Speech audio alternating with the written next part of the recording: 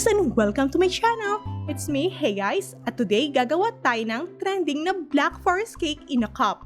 And here's our recipe.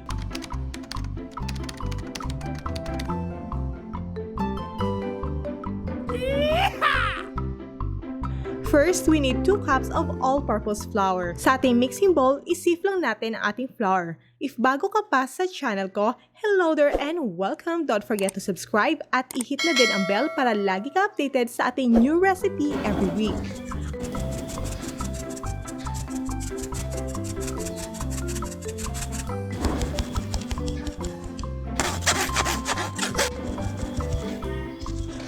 And we also need 1 tablespoon of baking powder at 1 1/4 teaspoon ng baking soda.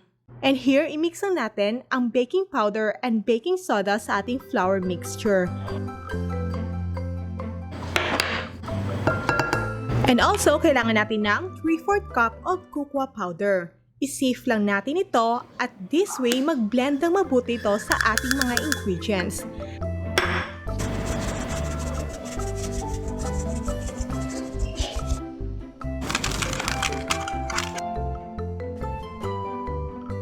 Now, i-mix lang natin mabuti ang lahat ng mga dry ingredients.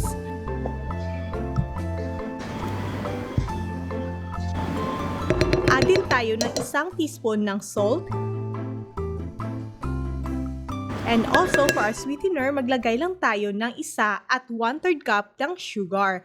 I-mix lang natin ito ng mabuti sa ating flour mixture.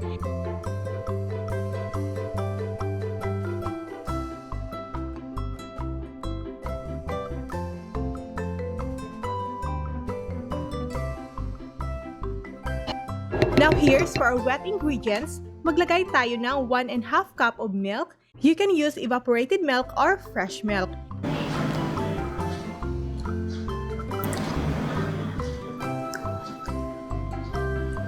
And also 1 tablespoon ng white vinegar.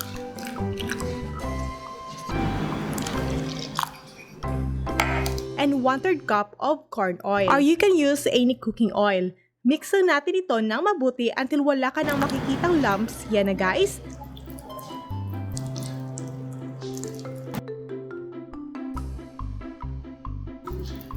Let it rest for like 10 minutes while we prepare the cupcake molder. I'll be using this 3-ounce cupcake wrapper. Here we go, lagyan lang natin ito ng about 3/4 of its size. Huwag lang punuin dahil tutubo pa ito. You can use a bigger cake molder but I prefer this cupcake size para madaling ma-divide at malagay sa ating mga cups later. Now, lulutuin na natin ito sa ating improvised oven gamit ang kawali. Preheat lang natin ito, then lagyan ng wire rack. At ito na guys, at itong lumang pan para patungan natin ng cupcake molder. Yan guys, let it cook for about 25 minutes or so.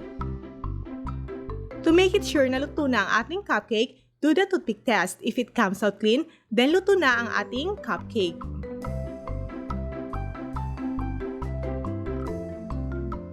Let it cool muna at yan, ilagay na natin ito sa ating cool rack. This way, hindi mamasa-masa ang lower part nito at para hindi rin madaling masira. So here, we're done with our cake and now we make our chocolate ganache. Sa isang bowl, maglagay lang tayo ng mainit na tubig. At saka ipatong ang isa pang bowl na may 60 grams of chocolate bar. At yan, lagyan natin ito ng 1/2 cup of all-purpose. Ow! Nailed it! Just wipe it and yes, lagyan natin ito ng all-purpose cream. Then, we let it melt for about 2 minutes or so. At para mas padali, pwede nyo itong i-microwave ang chocolate and cream. And here we go, it's done. Now we make our whipped cream. Madali lang ito mga sis, kailangan lang natin ng 1.5 cup ng whipped cream. In this recipe, I'm using WhippIt. I-whisk lang natin ito for about 2 minutes. Then, mag-add lang tayo ng 9 teaspoon of cold water gradually. Isa-isa lang yung paglagay natin while mixing. And don't forget to scrape the sides para pantay ang ating mixing.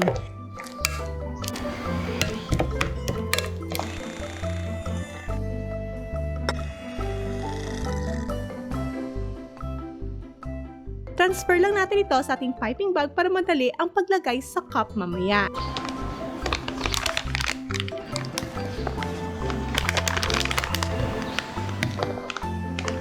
Now it's ready, prepare lang natin ang ating paglagyan. You can use any size of cup. Preferred ko itong cupcake size na canister. Ito, nabili ko lang ito online at maganda siya pang solo size lang. And of course, you can use any size ng cup. And also this one, 16 ounce of milktea cup. Depende kung anong mas preferred mo for your business. Unang gawin, lagyan lang natin ng isang cupcake sa bottom. Pwede nyo itong i-crust or idiretso na. Then, gamit ang kutsara, i-press lang natin pababa at this way pumantay siya sa cup.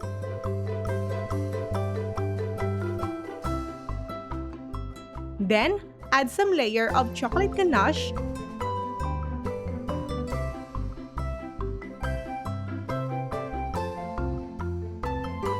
Then, whipped cream. Super easy lang, diba? Then, just repeat the steps. Gawing crumbs ang cupcake para mas lighter siya at makuha ang size ng cup. At di ma-deform ang whipped cream natin.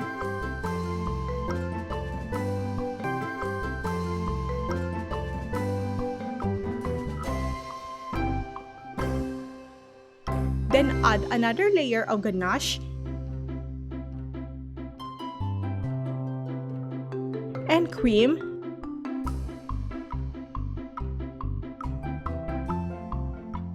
Then repeat.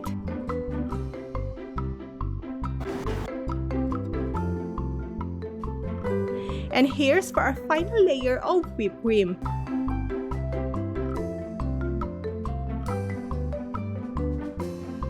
Then of course, hindi kumpleto ang ating black forest kung walang cherry toppings. Here we go. Easy lang, di ba? Well, di pa tayo tapos. Then maglalagay pa tayo ng toppings mamaya. Itong cherry pala, nabili ko ito sa grocery, naka-bottle na ito at mura lang. Now, here's our cake in a teacup.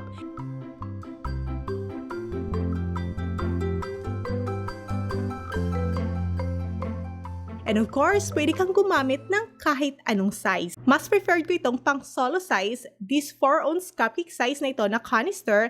Same process lang, lagyan ng cake. 1 1/2 cupcake ito. Yan, press lang natin using spoon para makuha ang size ng cup.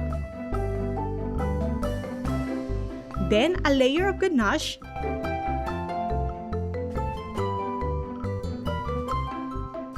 And some whipped cream.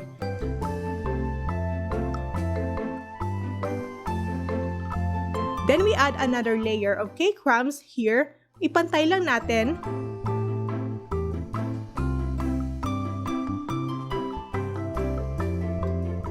Then a final layer of ganache.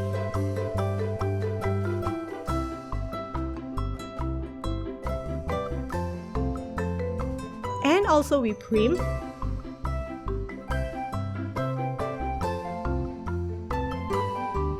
And of course, our maraschino cherry.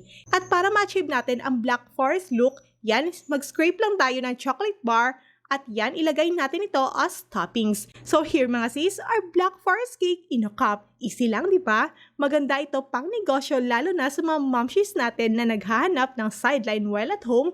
Di mo na kailangan pa ng oven to make this cake in a cup. Mas makatipid ka pa pag ikaw mismo ang gagawa lalo na sa mga cupcake mo, at least kalahati din ang matitipid mo. And this recipe is no bake, no steam, and no eggs needed.